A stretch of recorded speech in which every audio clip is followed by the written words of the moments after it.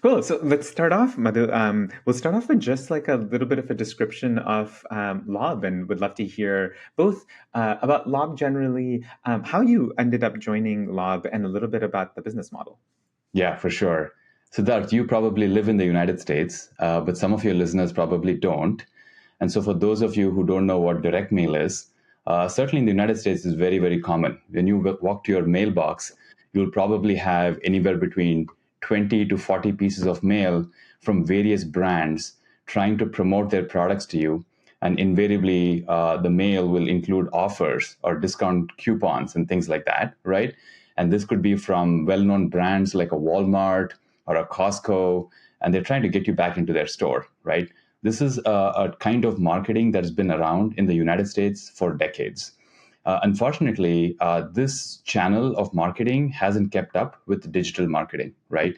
And so when you get outreaches from brands through email or social media, there's a lot that these brands know about you. They know what your preferences are. They know what you like to shop for. They know what the household looks like. Do you have young kids and things like that? And all of that information is highly relevant for these brands so they can actually speak to you uniquely. That's not been the case, unfortunately, with direct mail. Companies have taken a spray and pray approach.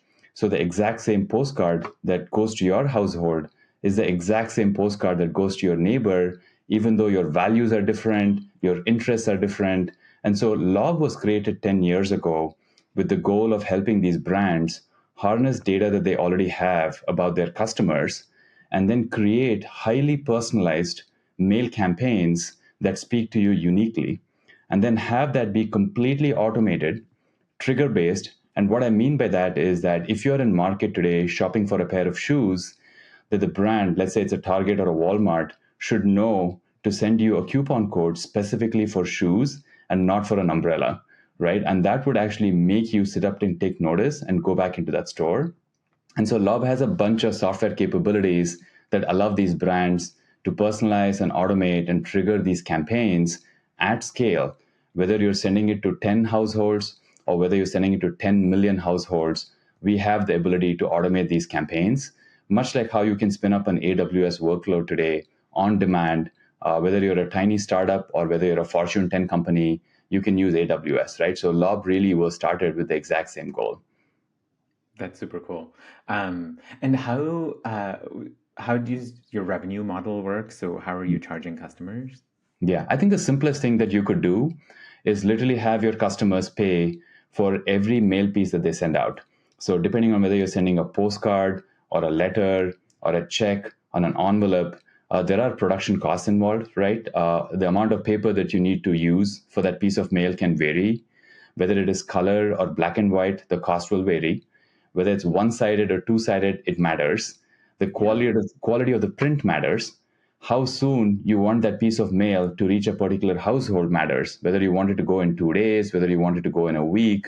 So you can imagine, right, the number of SKUs that we have in terms of what a customer is expected to pay to send a piece of mail can vary depending on what they want to send. And there are some brands that are so elaborate, right? They will literally send an envelope with all sorts of coupons inside that can be even more expensive. So the simplest thing that I think anyone will understand is that we have a usage based pricing model that is really driven by what kind of mail you want to send, how quickly do you want to send it, what is the format, and how many pieces of mail you want to send. Like, are you a small SMB customer that only will send 100 pieces of mail? Are you a large Fortune 100 company that will send tens of millions of pieces of mail? There are volume discounts associated with it. So that's the usage side of our business. That's the easiest to make anyone understand. Now, on top of that, because we have a lot of different software capabilities, we also charge an annual subscription fee that will allow our customers to basically decide how automated should their campaigns be, what's the level of personalization they want to have, and depending on all the bells and whistles they want within their workflow, we will charge them a SaaS fee that is also volume driven. If it's a small customer, maybe they cannot pay more than $10,000. Maybe if you're a large customer with lots of capabilities and integration capabilities that you need, then you probably will pay more. So it's a lot dependent on the use case and dependent on the customer, but we will negotiate a SaaS fee on top of the usage fee. So it's a hybrid business model. Makes total sense. In the last maybe 4 or 5 years, usage-based models have become more and more popular, but Yeah. Lob was sort of doing this before this recent wave of tech companies starting to do more usage-based pricing. I'm curious, what are some of the things that like the Lob team had to invent to be able to manage that prior Mhm. to it becoming so common over the last few years? Yeah, I think the first thing was the fact that even though there were third-party vendors that claimed that they could handle usage-based billing, the in-house teams made the determination that these products were not flexible enough. They couldn't keep up with the demands that our business had and the changes that we would make frequently to our business model. And so the team made the decision to build our billing systems in-house. So we actually had a billing team staffed with engineers that wrote code and built this product. And to this day, 10 years later, we continue to use that as the primary billing engine. Of course, there are improvements that we've made to that system over time. But since then, the industry has evolved a lot. And so every now and then we go back to market to find out if there are vendors out there that can meet our business needs such that we can move away from the proprietary system that we've been using to a third party tool. So that's something that we look at every now and then. That's the one Yeah, thing. I think the second yeah, thing that's really important is much like an Uber. One of the things that we do is we have a printer network across the United States that we leverage for the actual printing activity, right? We don't own yeah, these printers, we don't have capex, we don't have machinery. All that we do is as these campaigns come in from our customers, we make a determination all electronically as to where this needs to be sent to. It's a bunch of different factors that we need to take into account. The SLA needs, the quality needs, the cost needs of our customers will allow us to sort of determine how this needs to be routed. So we wrote a very proprietary routing algorithm that will allow us to dynamically make those decisions on a real-time basis without any human intervention. There is no way we could do this manually or with human intervention. We would never be able to scale. So this is one of those things that the company sort of saw through very early on and built that routing algorithm, which is part of our secret sauce. Oh yeah, things like that. They often, I feel like, sound somewhat. I guess this doesn't even necessarily sound simple, but even though it doesn't sound simple, it's probably significantly more complex than even it sounds because there's so much nuance to these things, right? For sure. Yeah, there are a lot of different variables that we wouldn't think about, but that become relevant when you're sending out these campaigns. These are highly critical campaigns. I mean, think about a large brand, whether it's a Bank of America or an American Express. They're sending out offers, credit card offers, and things like that. And they're trying to time these campaigns in a way that it matters most to them. And they cannot afford a screw up. And a screw up, a small issue or a bug, could mean that we might print 10 million postcards with an error. That means that they're all wasted. You could literally lose millions of dollars of money if you didn't get it right. So it's not like a typical SaaS product where you can say, oh, well, I shipped code that wasn't great. So we'll roll back to the prior version, fix it. And then, that sort of a thing is not even possible. We are certainly a technology company. We are tech enabled, though. There is actually a physical component to our business. So it's super critical for us not to screw up. Yeah, that's such a good point. Anytime you're moving atoms rather than bits, you just have Yeah. to, um, uh, measure twice, cut once. Yes, totally. Um, on the on the topic of things you had to do as a usage-based business before that became super popular, Mhm. I'm curious, like there's kind of some of the billing type of infrastructure that makes total sense, right? You're billing, you're pricing based on usage, you get a bill based on usage. Mhm. Then there's the actual like real world component and the service delivery. And I'm curious, are there other parts of the operational aspect of the business that you feel are kind of like determined based on the fact that this is a usage-based business? And I think one of the challenges that we always have is this pricing model too complicated for our customers? And how do we make sure that our customers fully appreciate what they're buying from us and what they're paying for? Things can get really complicated very easily. So, as an example, one of the things that we ask our customers to do as they sign up with Lob is to anticipate or estimate their volumes for the year ahead.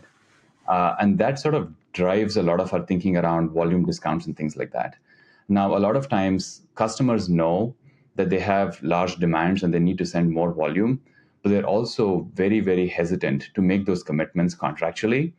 And so a lot Mm. of times the friction that comes up is they want to get the volume discounts, they want to get economies of scale, but they're also reluctant to make those commitments contractually. And so there is this, unfortunate dilemma within our customers' minds about what's the best way to extract the most value from Lob.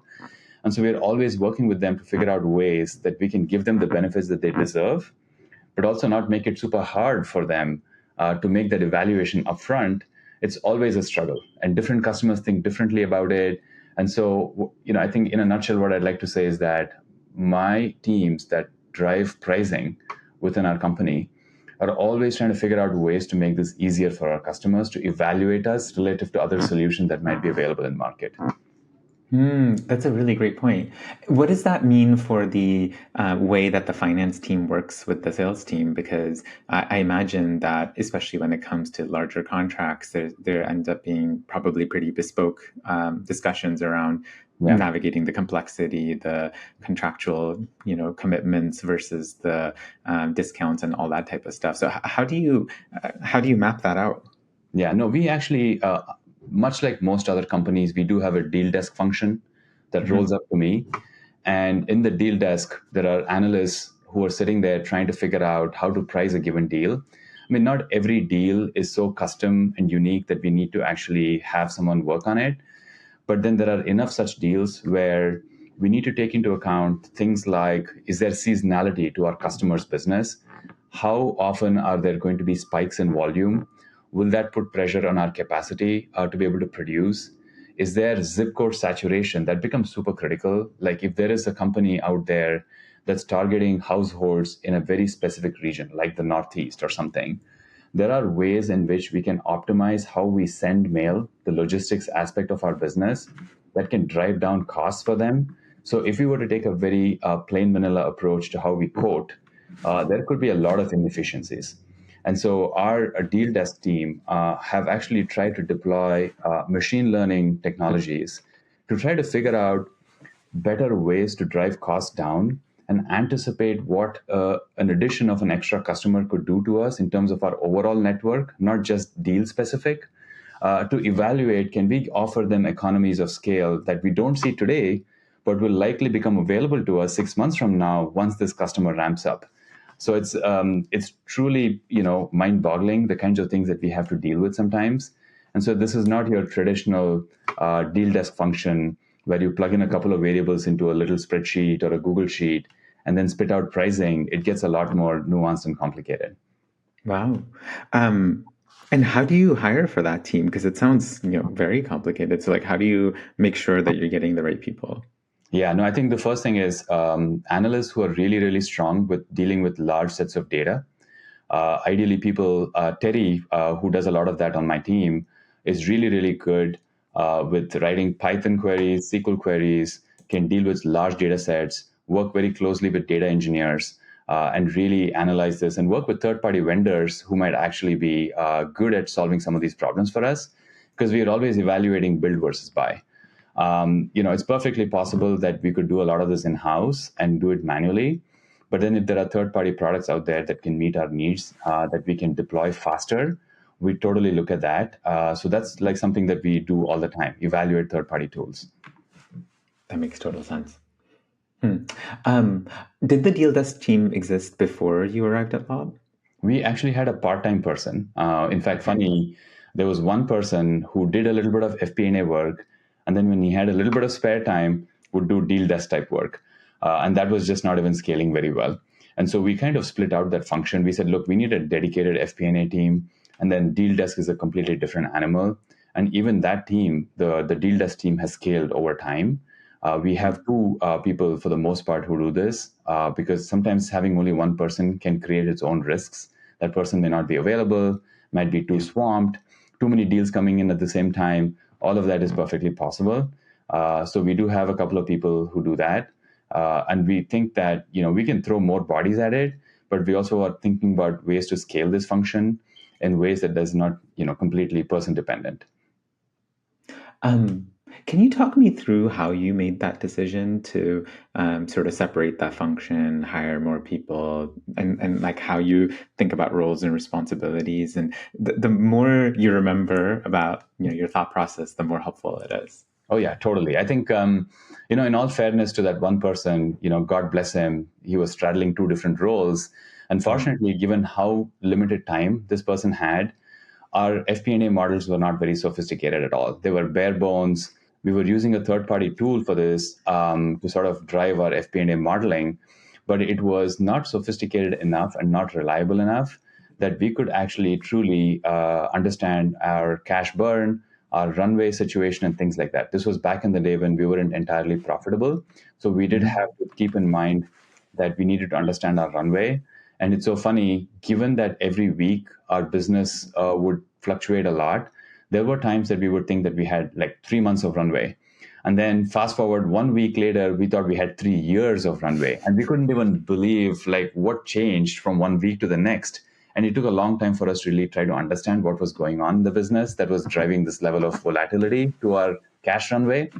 And so it was very obvious to me right away that this couldn't be a part time role that we occasionally checked into. It was a no brainer, honestly, that we needed to have someone dedicated, understanding all the different drivers that drive our business forward. Everything from mail volume to our unit cost to our revenue profile, our customer mix. There's so many different variables here. Today, actually, as we speak, there are 41 variables that we track, input assumptions that we use to drive the output. Everything from go to market assumptions around pipeline, conversion rates, MQLs, SQLs, all of that. And then also on the usage side, mail volume assumptions, unit cost assumptions. There are a lot of different things that drive our model. So there are 41 different assumptions, and there was no way a part-time person could do this. So it was actually a no-brainer for me that we needed to scale our FP&A function. That's super interesting. And then on the deal desk side, how did you decide to, make sure that there was going to be a full-time person and then, a second full-time person? Mhm. Can you talk about that a bit more? Yeah, no, I think initially, we figured the easiest thing to do was to set up a Google Sheet template, distribute it to our sales teams, go ahead and input some of your assumptions, and then it'll spit out a recommended price. And if you want to deviate from it, reach out to us and we'll bless it one way or the other, right? That's how we started. But then Hmm. what became obvious to us is that some of the underlying cost assumptions that we were baking into this template weren't always super efficient. There would be a lot of buffer built into it, which simply meant that the quotes that this little template was producing weren't always the right quotes. And that was just not helping our sales teams at all because they would come back with feedback. They'd be like, hey, our competition is 30% cheaper, 50% cheaper. And we couldn't understand what was going on. And it became very obvious that we needed to ask many, many more intelligent questions of our prospect. Hey, what are you trying to send? Why do you want to send it this way? Why are you sending it to this particular region? Do you really need to send color? Do you really need to send it with this glossy finish? Are there ways we can optimize how you send mail that became way more consultative than simply asking them for a bunch of inputs and then plugging it into a spreadsheet? So Yeah. our deal desk became more and more embedded with our sales team, getting involved in conversations earlier on in the process as against it being the last thing, right? So we would know about deals and what customers are trying to solve for much, much earlier in the cycle. And so that allowed us to be a lot more, let's say, efficient with how we quoted. Hmm.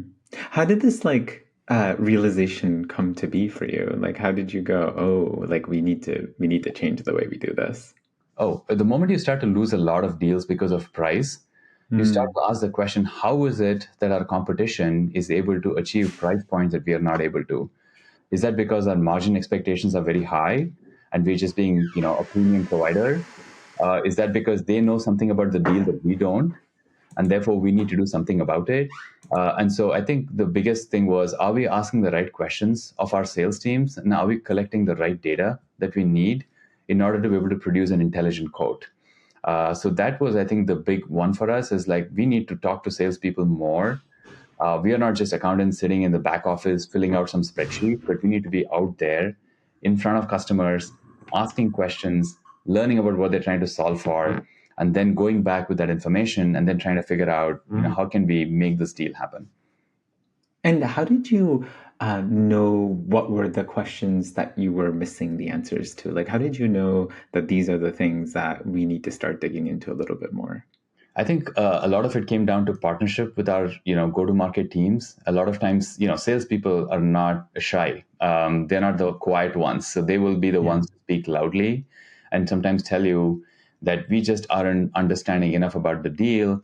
We're losing a lot of these deals for price. We need to be asking more questions. What are we missing here? How could we be so much more expensive?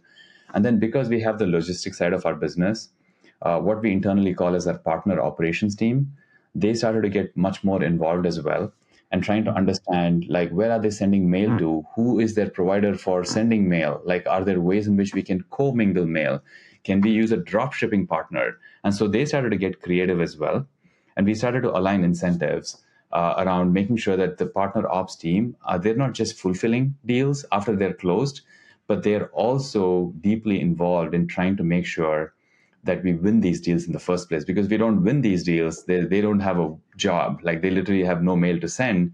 So there is an incentive for them to ensure that these deals get done. And so we got the partner operations team much more involved in the sales motion, even though they're actually in the business of fulfilling. Huh. What does the aligning incentives look like in this case? Yeah. So we actually created what we call as a strategic tiger team motion. Sounds fancy, but really Yeah. we defined a threshold. We said, look, if there are deals above this mail volume threshold, they are strategic in nature. They truly are needle moving. This is not your typical SMB deal that that happens all the time, but these are really large marquee customers that we need. The moment they exceed this particular mail volume threshold, then it actually is a strategic tiger team deal that has representation from our go-to-market organization, but also from our fulfillment organization. And they approach this a little bit differently in terms of how they engage, the questions they ask, and how we price the deal. So I think, and then there are obviously bonus payments associated with it. There are incentive plans that we created for those kinds of deals that allow for a lot more alignment of incentives. Gotcha. And I imagine that the operations team is not typically a bonus or incentive or a commissioned team, but this is something that's sort of like an add-on just for the strategic deals. Is that roughly right? Yeah, that's right. And I'll tell you another big thing that happened for us was historically we saw ourselves as a technology company or a software company, right? And so we'd walk into these deals and we'd talk to customers where we talked a lot about our, automation capabilities, our personalization capabilities and things like that. But what became obvious was that a lot of times these buyers were hardcore print operations people. They understood paper, they understood ink, they understood labor. And so we needed to bring to the room experts who could actually speak that language. And those people were within our operations teams. And so we needed to put them in front of customers, and that gave us a lot of credibility. So we were no longer just seen as a Y Combinator backed, San Francisco headquartered, cool tech company who barely understood print and they just outsourced print, versus no, we actually have an ops team that is filled with people who have sent mail, printed mail for a living for decades at this point. And so they can speak your language. And so getting them embedded into our sales motion made a very big difference. And our customers started to take us more seriously.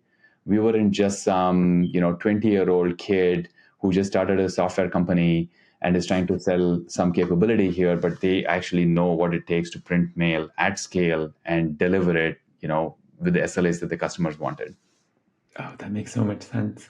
Actually, I have a question on that. We talked a little bit before about the FP&A person moonlighting as deal desk. Here, you sort of have the operations fulfillment folks moonlighting as like sales engineers in a sense. Yeah. And I'm curious, like how you think about that. Like, when do you want people moonlighting versus when do you want to separate roles out? Because there's clearly advantages and disadvantages to both, right? Yeah, no, for sure. I think one obvious advantage when they are in front of customers and they hear them talk about their needs, they're able to take that feedback back to the rest of the operations team and try to figure out what capabilities we need that we're missing today.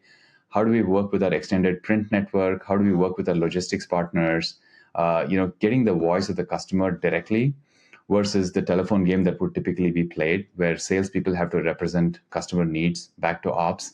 that isn't the case anymore. I think that is super valuable. It's a no-brainer, right? I think the key thing is making sure that the time is split in a way that they're not taking their eyes off the actual execution engine that needs to work smoothly. So it all really comes down to staffing. It comes down to making sure that we're keeping an eyes on the SLAs, the quality metrics that we need to track, that sort of a thing, right? I think we have a very robust business review process internally. We call it a WBR. We actually track quality metrics and delivery metrics as closely as we would track our pipeline metrics or our bookings metrics. We make sure that we are not taking our eyes off what it takes to deliver mail on time with the right quality, because if we screw up, we're not getting a second chance with our customers. And so Right. it's, again, like I mentioned earlier, right? This is not just software where you say, oh, there was a bug, I'll just fix it, hard swap, 1 day later, everything is fixed. We literally can send embarrassingly bad looking mail to various households. And soon enough, you will actually hear about it literally on Twitter. Like, people will actually take photos and say, can you believe this famous brand sent this horrible looking piece of mail?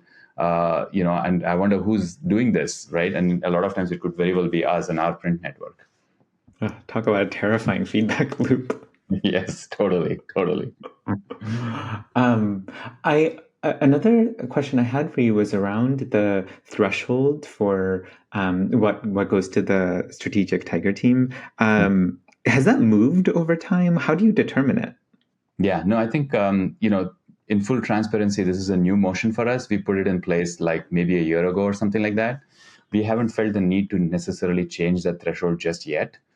But I think it really comes down to, if we have a lot of such deals in our pipeline, either the team size needs to grow, or maybe we need to up the threshold a little bit so that they can actually give it the right love and attention that it needs.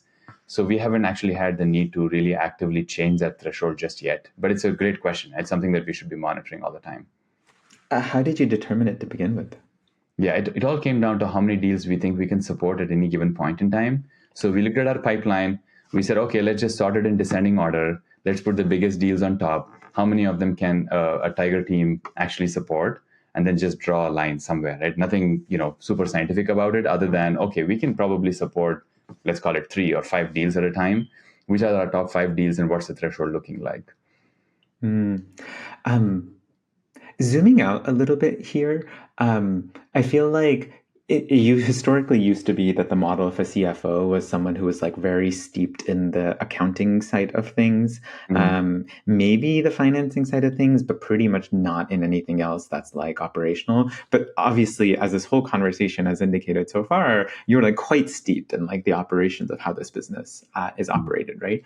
And I'm curious how you think about the you are obviously a very strategic CFO, and how do you think about your charter as a strategic CFO, both in this role and in past ones?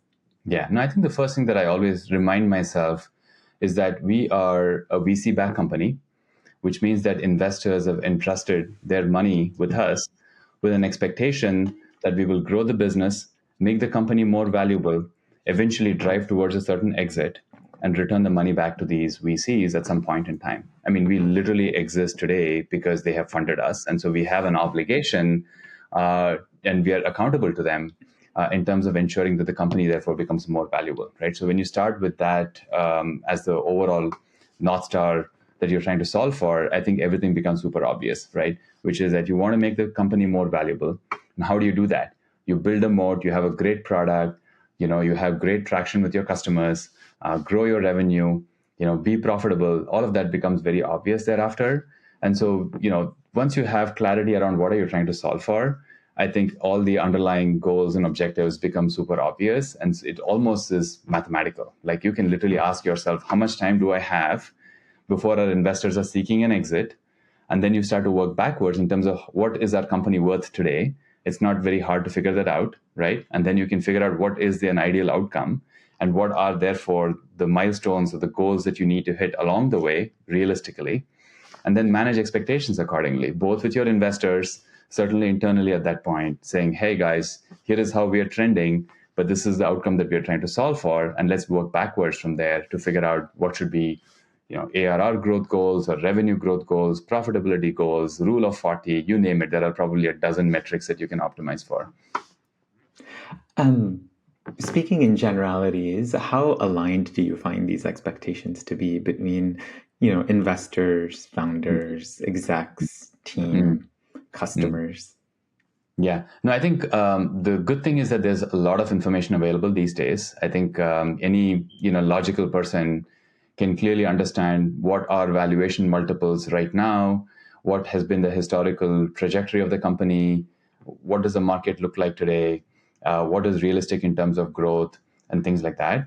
So I think usually it's not hard to sort of lay the facts on the table and have a rational conversation about what is realistic and what's doable and what are the pros and the cons and the risks and the trade-offs that you need to make. Sure, you can try to grow at all costs, you can take certain chances, but at the same time, with it comes certain risks that one needs to be willing to take.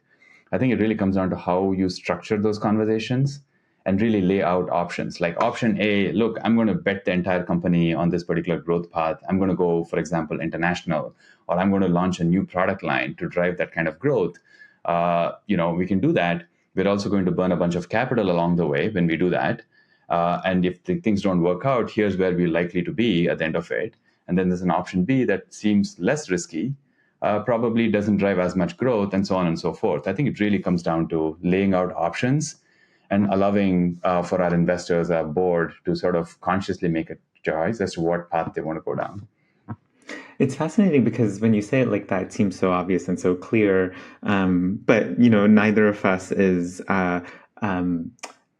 unaccustomed, I assume, to the idea that sometimes these things are actually yelling matches where people are extremely emotional. Yeah. Like, why is there a disconnect sometimes? No, I think reality is that we are all emotional beings, and I think we all have our own cognitive biases, right? And we are like, hey, XYZ company in our portfolio is able to execute and do this, and why are you not able to do that? And so there are always comparisons made from time to time.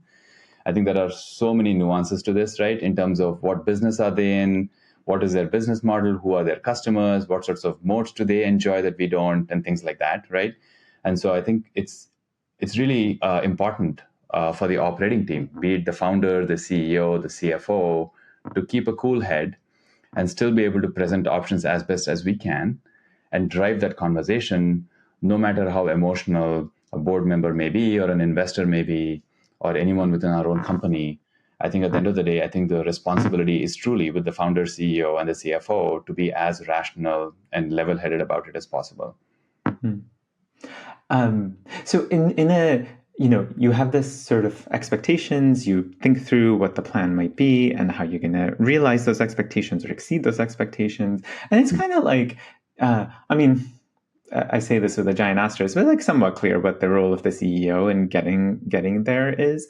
But I think it's a little less clear what the role of a great CFO is, and in getting us there. Mhm. So I'm curious, like how do you, like, in your opinion, what is it? Yeah, no, I've actually at this point worked with at least three or four different founders and maybe one or two hired CEOs, and they're very different actually sometimes. And I Hmm. find that a lot of times founders are very emotionally wedded to their company, their product. They don't see obstacles at all. They literally cannot see it, even if it's right in front of their face sometimes. And they're like eternally optimistic about how these problems will just magically go away sometimes. And so, they obviously are very, very bullish about what the company can be and what they can do. I've seen that. I've usually seen that sometimes hired CEOs tend to be a little bit more realistic or rational about things, less emotionally wedded to a certain idea. And so, really, the way I see myself is really like that of a co pilot sitting in a cockpit. And I'm trying my best to be as objective about the situation as possible and trying to warn the pilot, hey, just so you know, this is what the reading says. Look at the odometer. It's factual, it's completely number driven. And so trying to remind them one way or the other, hey, let's be realistic about what's in front of us and what obstacles we need to overcome, and not just hand wave it and say someone is going to take care of it. Like literally, we have to be clear about who that is, and is that person actually equipped to do that. And so I try to be the calm voice in the room in terms of what is possible, what is not, what are risks, and things like that, even if I sometimes feel like I'm Debbie Downer. Yeah. I think that makes a ton of sense.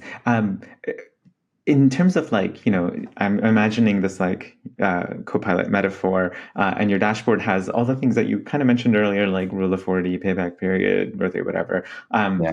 what number do you find yourself tapping on the most? Like, hey, Yeah. do make And sure I you're think looking at this.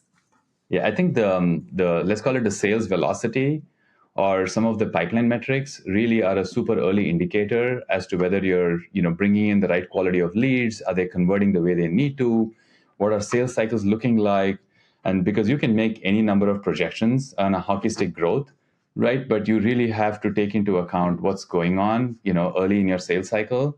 What are your customers telling you, and what are your cohorts telling you? Because a lot of times your numbers can be masked by, let's say, one or two big whale deals that you closed sometime earlier, or maybe you were selling at a time when things were looking great and companies were willing to spend a lot, and then things are changing. And so really looking at your data or at a cohort level, like really down to a monthly level, and seeing whether there is actually degradation or not in terms of the quality of the leads, the size of the deals, the sales cycle, super important, because that will tell you, whether your next quarter's forecast around bookings or retention are realistic or not. You can fool yourself into believing that somehow you can add just as many logos if your pipeline doesn't support it. So that's like one of the things that we look at very, very closely, and that's the one thing that will keep us honest. Hmm. And so, like, are you able to get more specific on like what you see when it's like, "Ooh, this is looking good," and what you see when it's like, "Uh-oh, warning." Yeah, no, for sure. I think the two or three things that will happen often is when deal expected close dates are moving out all the time. And so, yeah, expected close date is Q3, and then you find out thereafter that that's not the case, and it's been pushed out again, and then pushed out again. You might feel like your pipeline size is great, but in fact, the aging of your pipe can be very problematic. And you might have deals out there that is being pursued for, call it 18 months or 24 months, and you start to ask the question, hey, is this even really a deal? Like, are we just trying to fool ourselves into believing that we have adequate pipeline coverage? And do we really believe that all of this are expected to close this quarter or next quarter? Those are ways in which sometimes metrics can be gamed by just keeping the pipeline active, and in fact those deals are not real, right? So you really have to Hmm. start questioning, what is the activity on this particular opportunity? Like, when was the last time you met the customer? Like, what was the last step that took place?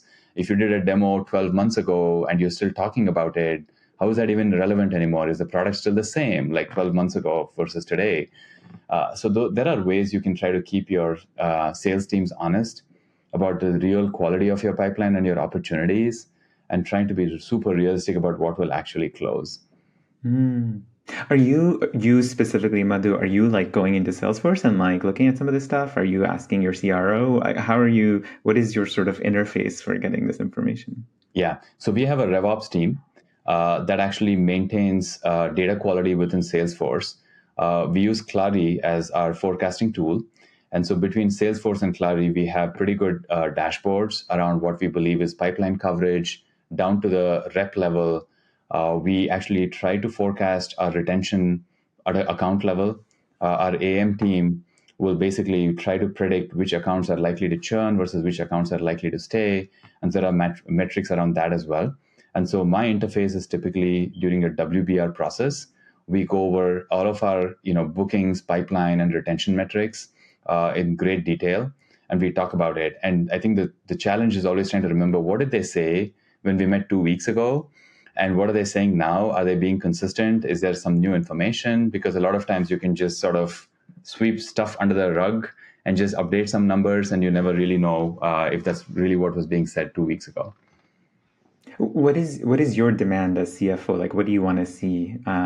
Is there like a specific deck you want to see with like a specific piece of information? Are you getting like a report in your email every week? Are you looking at a particular Clary or Salesforce dashboard? Like, what is your expectation?